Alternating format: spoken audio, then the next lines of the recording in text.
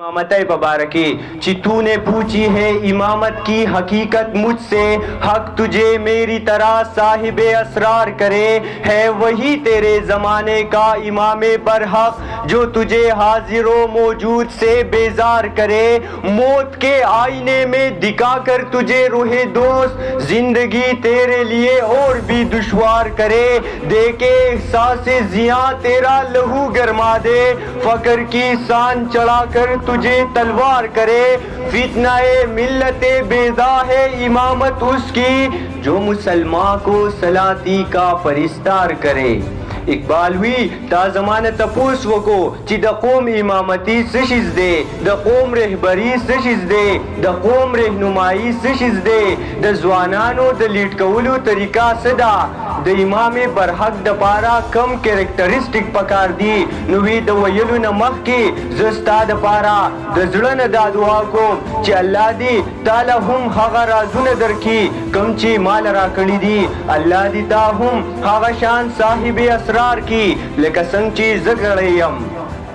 او دا دعا د زړه زکه کوم چې دل سے جو بات نکلتی ہے اثر رکھتی ہے پر نہیں طاقت پرواز مگر رکھتی ہے، د زړه نه چې کم دعا وزي دا وی اثر ضرور لري او د دغه دعا څه د مرغۍ په شان وزري نه وي، خو دا بیا هم خپل اڑان لري، دا بیا هم خپل یو پرواز لري. نو وی ستا د ژوند امام هغه دی، ستا د وخت امام هغه دی، ستا د دور امام هغه دی چې د موجوده دور د ټولو حالاتو نه تا خبردار کی، دغه ستا د ژوند امام دی. د مغربي تهذیب د پروپیګنډو او د چال چالونو نه چې ستا په زړه کې نفرت پیدا کی، دغه ستا د وخت امام دی. د مغربي تهذیب د برایانو د بدو په مقابله کې چې ستا په زړه کې نفرت تاغې نه پیدا کی، دغه ستا د دور امام دی.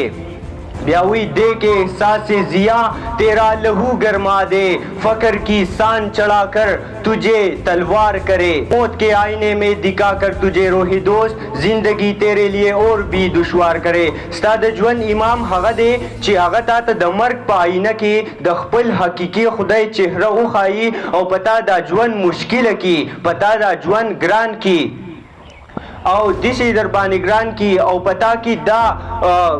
خواهش پیدا شي چې زبا کلا د خپل حقیقي خدای سره میلاویږم او چې ستا د صدیونه د کلونو نه چې ستا کم نقصان شوی دی نو چې په هغې باندې تاله احساس درکي او تا کې جوش پیدا کی، په ستا دا وینه ګرمه کی، نو دغه ستا د ژوند امام دی. او چې ستا ژوند دا د عجیزۍ په سان باندې چړاو کی، ستا ژوند د انکسارۍ په سان باندې چړاو کی، ستا ژوند د فقیرۍ په سان باندې چړاو کی او ستانه توره جوړه کی او دسی توره جوړه کی چې هغه باطل ختمون کې وي، هغه کفر ختمون کې وي، هغه د ظلم نام و نشان مټاون کې وي. بیا وی که د دې په مقابله کې ستا امام ستا رهنما دا تا د بادشاهانو پجاری جوړی، دا تا د نوابانو پجاری جوړی، دا تا د وډیرانو پجاری جوړی، قطعا دا ستا د دور امام نه دی، دا ستا د وخت امام نه دی، دا ستا د دور امام نه دی. دسی امامت دا د قوم د فساد نه علاوه نور هیڅ نه دی.